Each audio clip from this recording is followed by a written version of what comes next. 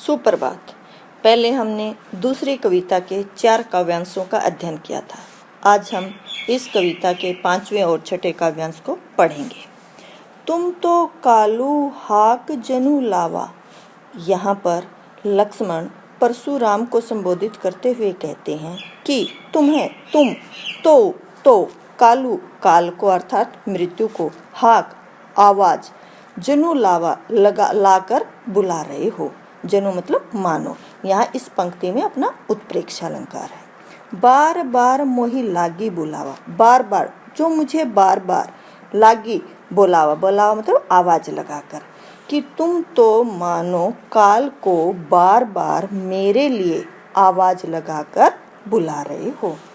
सुनत लखन के वचन कठोरा, लक्ष्मण के कठोर वचनों को सुनकर परशु सुधारी धरेऊ कर धोरा, परसाधारी परशुराम ने अपने फरसे को अच्छी तरह से ग्रहण कर लिया।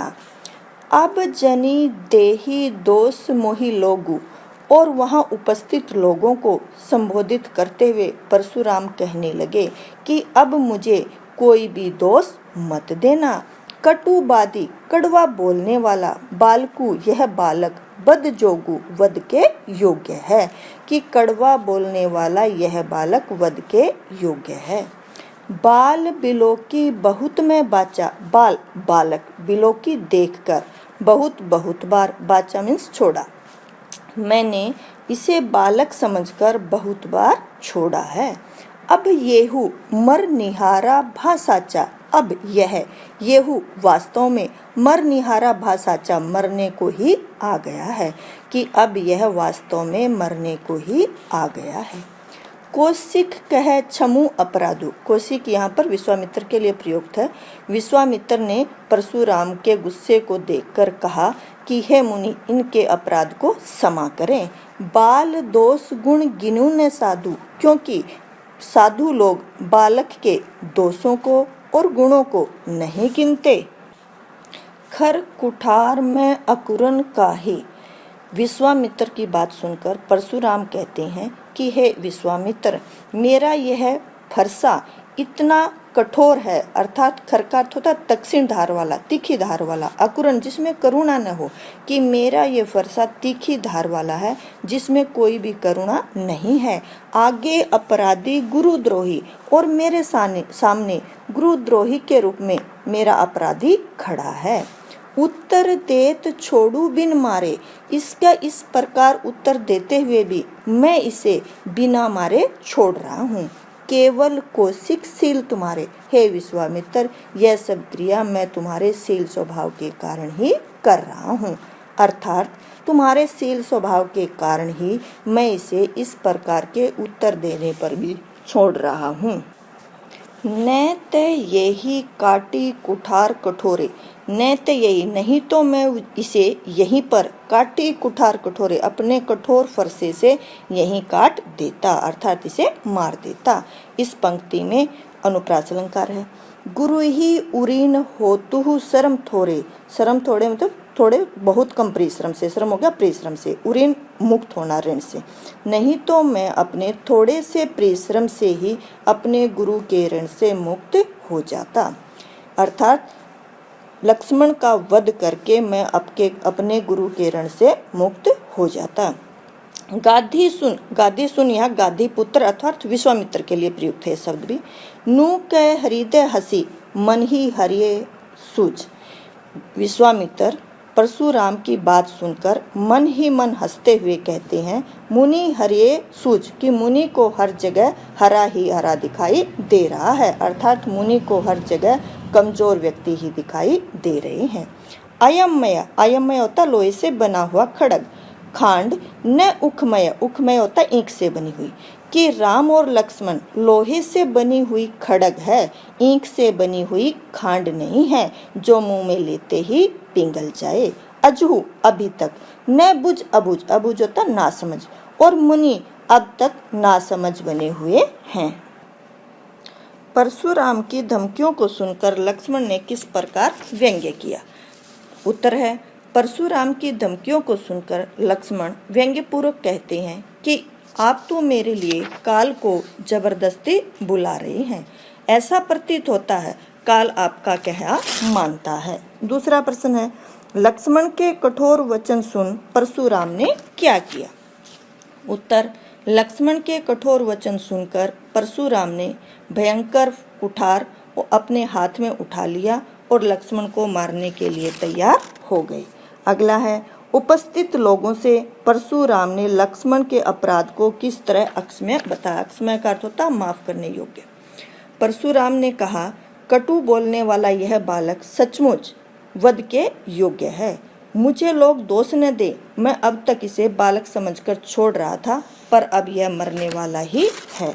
अगला प्रश्न है, विश्वामित्र ने साधुओं के क्या गुण बताए?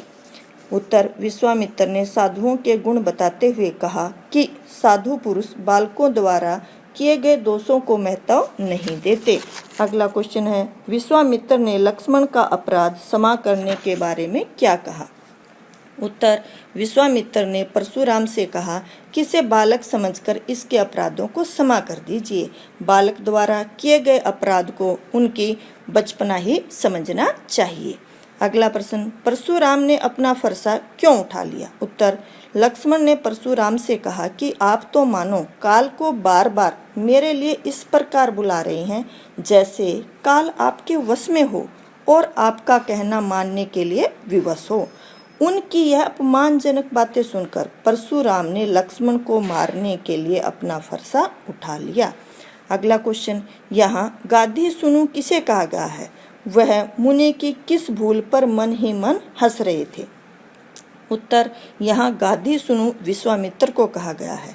क्रोधित परशुराम की बातें सुन विश्वामित्र मन ही मन हंसते हुए कहते हैं कि मुनि राम और लक्ष्मण को साधारण बालक समझने की भूल कर रहे हैं, जबकि वे इनसे बिल्कुल ही अलग हैं।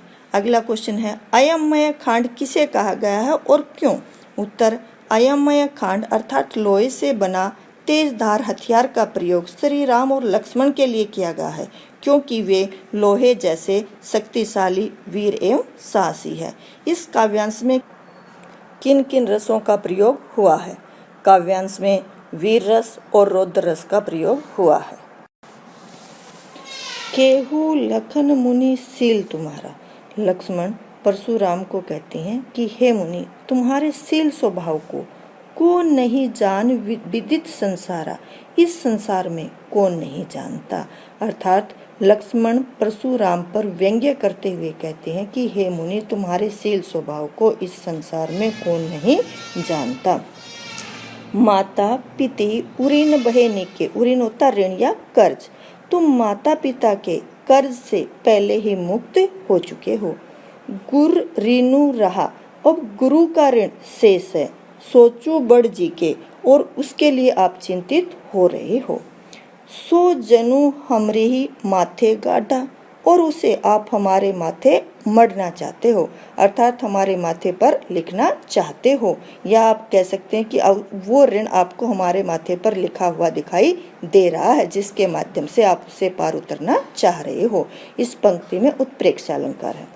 दिन चली गए ब्याज बढ़ बाढ़ा, दिन बीतते जा रहे हैं और उसका ब्याज भी बढ़ता जा रहा है। अब आनी ही बिहारिया बोली, आप किसी व्यवहारिक बनिए को, अर्थात जो हिसाब किताब करने में निपुण हो, ऐसे व्यक्ति को बुला लाओ। तुरंत देहू मैं थैली खोली, मैं तुरंत अपनी थैली खोलकर उसका हिसाब चुका दूंगा। सुनी कटु वचन कुठार सुधारा, लक्ष्मण की ऐसी कठोर बातों को सुनकर परशुराम ने अपने फरसे को अच्छी तरह से धारण कर लिया। हाय हाय सब सभा पुकारा, और सभा में हाय हाय करके सभी पुकारने लगे, अर्थात सभा में हाहाकार मच गया। भृगुवर परशु देखा बहु मोई, लक्ष्मण परशुराम को संबोधित करते हुए कहते हैं कि आप भृगुवंशी हो और जो मुझे बार बार फरसा दिखा रहे हो। विपर बिचारी बचो नृपद्रोही, और मैं तुम्हें ब्राह्मण समझकर, विप्रोता ब्राह्मण, मैं तुम्हें ब्राह्मण समझकर नृपद्रोही, राजद्रोही होते हुए भी तुम्हें छोड़ रहा हूँ। मिले न कभू सुबट रन गाढ़े, लगता है तुम्हारा सामना अभी तक वीर योद्धाओं से नहीं हुआ है। द्विज देवता धर ही के बाडे, और आप अपने घर में ही सबसे बड़े योद्धा बने हुए हो, अर्थात अपने आप को ही महान योद्धा समझ रहे हो। अनुचित कही सबू लोग पुकारे, लक्ष्मण की इस प्रकार की बातें सुनकर वहां उपस्थित लोगों ने कहा कि ये बातें अनुचित है। रघुपति शयन लखुन नवारे, रघुपति श्री राम ने लक्ष्मण को शयन ही आंखों के संकेत से, नवारे मीन्स मना कर दिया। श्री राम ने लक्ष्मण को इस प्रकार की बातें करने से, आंखों के संकेत से ही मना कर दिया। लखन उत्तर आहुति सरसी, भृगुवर कोपु कृषाणु, सरसी समान कृषाणु अग्नि। भृगुवर कोपु भृगुवंशी परशुराम। लक्ष्मण के उत्तर भृगुवंशी परशुराम के गुस्से को बढ़ाने में अग्नि में आहुति के समान थे। इस पंक्ति में उपमालंकार है। बढ़त देखी जल संवचन बोले, इस पंक्ति में भी आपका उपमालंकार है। रघुकुल भानु में आपका रूपक अलंकार है। परशुराम की क्रोध अग्नि को बढ़ते देखकर सूर्य वंश के सूर्य श्री राम ने जल के समान शीतल वचन बोले। आइए अब काव्यांश से संबंधित प्रश्नों को समझें। पहला प्रश्न है, लक्ष्मण ने परशुराम पर क्या क्या व्यंग्य किए। लक्ष्मण ने परशुराम के शील स्वभाव पर व्यंग्य किया कि यह सारा संसार जानता है कि आप कितने शील स्वभाव वाले हैं, अर्थात आप सारे संसार में अपने उग्र स्वभाव के लिए जाने जाते हैं। आप अपने माता पिता के ऋण से पहले से ही मुक्त हो चुके हैं और अब आपको गुरु की ऋण की चिंता है, सो उसे चुकाने के लिए आप मेरा वध करने को तैयार हैं। किसी हिसाब किताब करने वाले को बुला लाओ तो मैं थैली खोलकर उसे भी पूरा चुका दूंगा। अगला प्रश्न है, लक्ष्मण परशुराम को क्यों बचा रहा था। उत्तर है, लक्ष्मण परशुराम को अब तक इसलिए बचा रहा था क्योंकि परशुराम ब्राह्मण था और सूर्यवंशी ब्राह्मणों पर अस्त्र शस्त्र नहीं उठाते। अगला क्वेश्चन है, लक्ष्मण के शब्द परशुराम के लिए कैसे थे। उत्तर है, लक्ष्मण के शब्द परशुराम के लिए क्रोध रूपी आग में आहुति के समान थे, जिस कारण परशुराम का गुस्सा लगातार बढ़ता जा रहा था। अगला क्वेश्चन, सारी सभा हाय हाय क्यों चिल्लाने लगी। उत्तर है, लक्ष्मण के कटु वचनों ने परशुराम की क्रोध अग्नि को और भड़का दिया। परशुराम ने उत्तेजित होकर प्रहार करने के लिए अपना फरसा अच्छी तरह से धारण कर लिया। यह देखकर सारी सभा हाय हाय चिल्लाने लगी। अगला प्रश्न, राम ने लक्ष्मण को नेत्र संकेत से क्यों रोका। उत्तर है, लक्ष्मण के उत्तर परशुराम की क्रोध अग्नि को भड़का रहे थे। लक्ष्मण ने उन्हें ललकारते हुए कहा कि मैं राजाओं के विरोधी परशुराम को ब्राह्मण जानकर ही अब तक छोड़ता रहा हूँ। इन्हें युद्ध में कभी अच्छे योद्धा नहीं मिले, इसलिए ये घर में ही ब्राह्मण देवता बने हुए हैं, अर्थात अपने आप को महान योद्धा समझ रहे हैं। राम नहीं चाहते थे कि बात संघर्ष तक पहुंचे, इसलिए उन्होंने लक्ष्मण को नेत्र संकेत से आगे कुछ भी कहने से रोक दिया। अगला है, राम ने परशुराम से किस प्रकार के वचनों में कहना आरंभ किया। उत्तर, राम ने परशुराम की क्रोध अग्नि को शांत कर देने वाले शीतल जल के समान मधुर वाणी में कहना आरंभ किया। धन्यवाद।